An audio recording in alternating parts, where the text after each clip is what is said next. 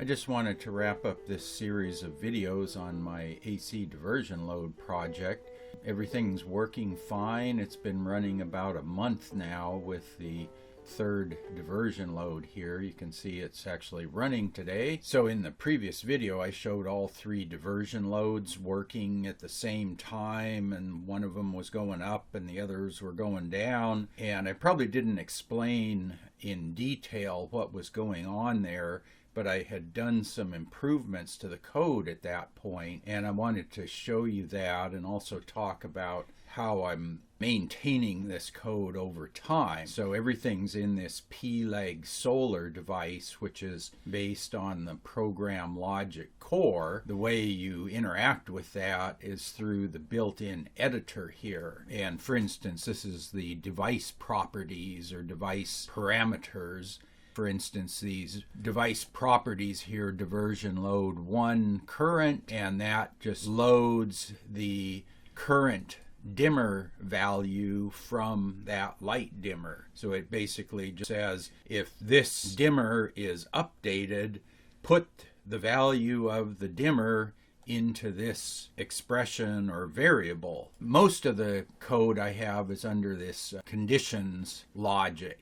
And if we come down here, you can see where I reference those device properties right here. So I have this expression called diversion load 2 that just sums diversion load 2 plus diversion load 3. So that might look like an innocuous line of code, but this does a lot of things for me because that's a device property, and I've told the program logic core that I'm interested in knowing if that dimmer gets updated, and when it does, put the value in this device property here and put the other dimmer over here. By referencing those things, the program logic core will then look at this expression. If you look here, you've got the last change timestamp. So these things are actually events. They're not just variables.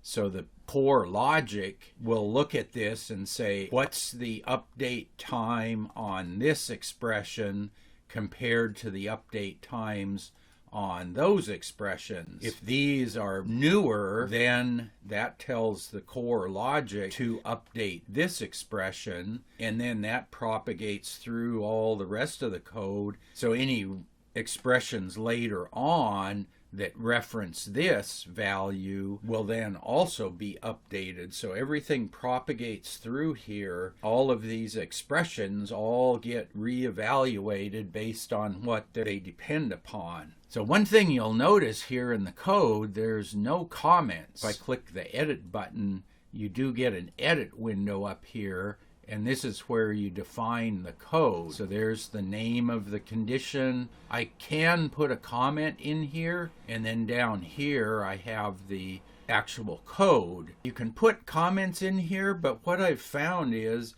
every so often you come in here to the editor and the comments have disappeared. They just vanish. So I've taken to not putting comments in here just because they are volatile. And so what I've taken to doing instead is I copy and paste that code here into Notepad++. And Notepad++ understands the Lua programming language syntax, which is what the PLEG software and all the Vera software uses. It's all based on Lua. The PLEG code is a really restricted subset of Lua. You get one line of code, there's no function calls, there's no subroutines, no loops. Everything is basically an if statement. It's mainly set up to do true false, but you can also do numerical expressions. And that's like what I do right here. Here's that same code. I take the expression name, I put an equal sign, and then I copy the code in there, and then I can add a comment here to say, what does this code do? Yeah, so if we scroll down here, I wanted to show you my progression of updating this code on the PLEG solar device. So here was my original code and comments. The nice thing I can do with that is I can bring that code into Notepad++, and then I can break up the parentheses, and Notepad will line those parentheses up, and you can do all the indenting. You can also put inline comments here. I can put the implicit if keyword. There is no if statement in PLEG. Everything's an if. And so what I do is I check these 4 conditions here. All 4 of those have to evaluate true, and then I put in a then. The PLEG syntax is just a question mark. And then you can embed if statements inside of other if statements. So that's the one thing you can do. So to begin with, this is my sharing logic that says, can I use load on one line to soak up power that's on another line? And I control that with that third switch on that virtual toggle switch that I showed you in the earlier video. And then I have 2 things here that I check. This is part of my data cleanup. And then the last thing I check is the diversion load on line 1 on or off. To be off, it's got to be less than 0.5. And if that's the case, then I drop down here, and this is where I check for excess load. I check how much power is being drawn from the grid on line 1, and if that's greater than my target power, then I compute how much excess load is there, and then the last thing I do is convert watts into dimmer steps. So my change in the code was just to replace this device property with that conditional expression. And that worked, but then I ran into problems between this sharing code and the assist code, and then the damping function that I also added. What I did was, when I came down here, and this is what I had changed prior to making the previous video, is that I realized that this check here was a little too strict, because this said, is the dimmer on line 1 completely off? And I was mainly concerned with, is the dimmer on line 1 assisting the dimmer on line 2, versus is the dimmer on line 1 just doing its normal thing? And what I realized I could do is I could just check, is the dimmer on line 1 assisting line 2? So all I had to do was change from is the dimmer on at all to is the dimmer assisting or not.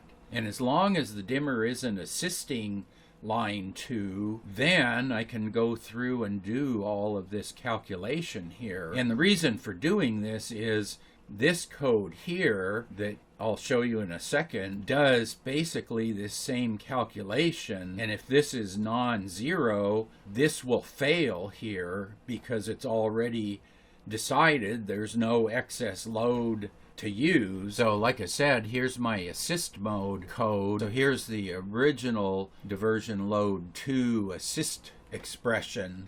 And the idea is I want to check, is the power reading on line 1 is below my target power and the dimmer is maxed out, then I figure out how much excess power is on line 1, and then figure out how many dimmer steps line 2 needs to increment to use up the excess power. And this is the exact same calculation that I do right here. If this thing is non-zero, I've already done the calculation to find out that it's some number other than 0. The else here says if none of these works out, there's no assist mode. And then here was my updated code. I just went from the device property to the conditional expression. This was some of my original code. For each dimmer, I compute what I call a raw setting. I just take the current dimmer setting plus the increment, which is what does the dimmer have to do to use up any excess power all by itself. And then the share says how much excess load is available on the other side that I don't have to use up because the load will use it up. And then the assist mode says, oh, do I have to help the other dimmer because it's overloaded? And if you just add those up, you come up with a raw number here. And then what I do is I just have this code here that I call new setting that just limits the raw setting between 0 and 100, or 0 and the maximum setting now. All the code below this works on a number that's between 0 and 100 or 0 and 200.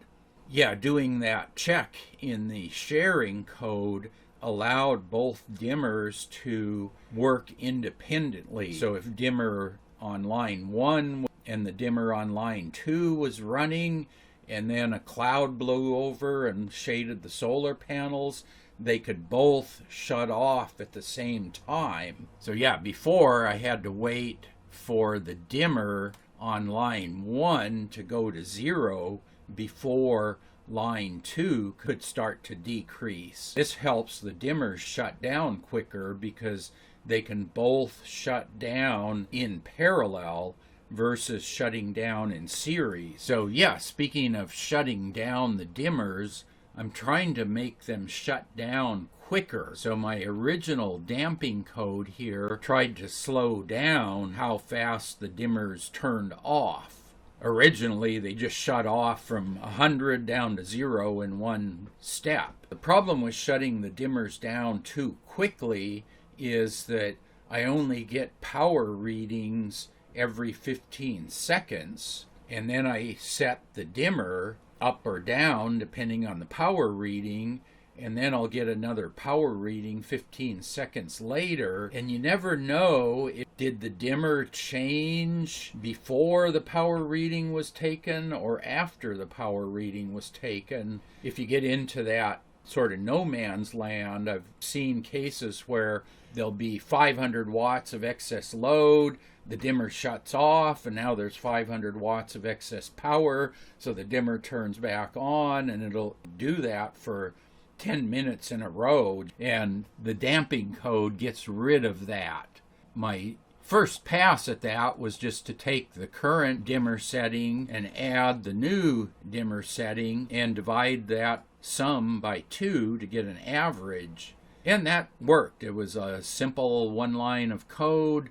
In the current version, I wanted to get a programmable damping factor. So what I do now is I take the current setting, subtract off the new setting, and that's my delta.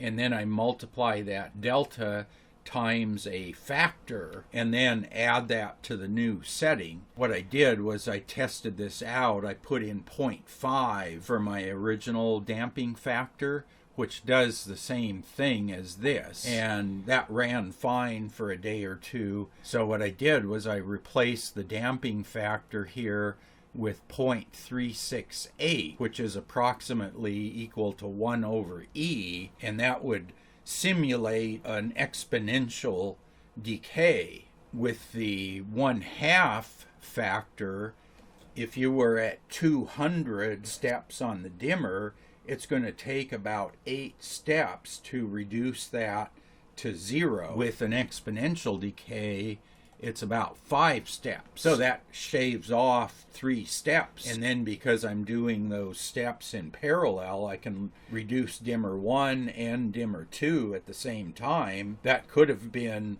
10 or 15 steps to get all the way to 0. Now I can do that in 5. So I've just sped up the time to shut down the dimmers. And the reason for doing that is while I'm shutting the dimmers down, they're burning up power from the grid, because if a cloud blew over the solar panels, there's no more solar coming in. I've got maybe a kilowatt of light dimmers running, and that's pulling a kilowatt from the grid, so I want to get those shut off as quick as I can, but I don't want to have the thing oscillating between 0 and 1,000 watts for minutes at a time. So I want to shut it down as quick as I can, but still keep everything stable. The previous video, I just wanted to show you everything running, and then this video, I wanted to show you how I did that. Yeah, so the next step is I'm going to go in to this code and I'm going to delete all the old and intermediate versions of all the functions, and I'm just going to keep the current updated version. I just wanted to go through that before I started deleting all these old versions, because then you couldn't see where I was and where I ended up. So yeah, everything's working pretty good. Hope you enjoyed that update. If you have any questions, post up in the comments section below. And as always, thanks for watching.